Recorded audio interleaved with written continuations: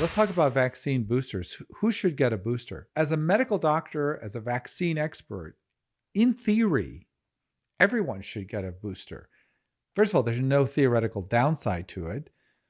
If you've tolerated the first two doses, there's minimal chances you're going to have a worse side effect on the third. We know that from vaccine medicine. If you've tolerated your first hepatitis B shot or your second hepatitis B shot, you're going to for sure tolerate your third hepatitis B shot.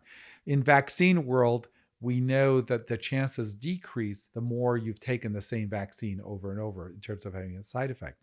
So we know then it's unbelievably safe for people who've had two doses and have had no problem.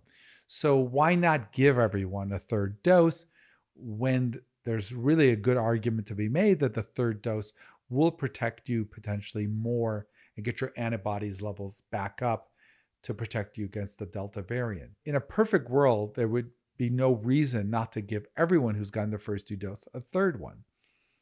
So why aren't we? Well, I think there's multiple arguments. From a public health point of view, I think they're still trying to get everyone to get the two doses, and will this take the eye off the ball by now starting to talk about a booster? Of course, there's the economics of it. Giving someone a third shot, is going to cost money.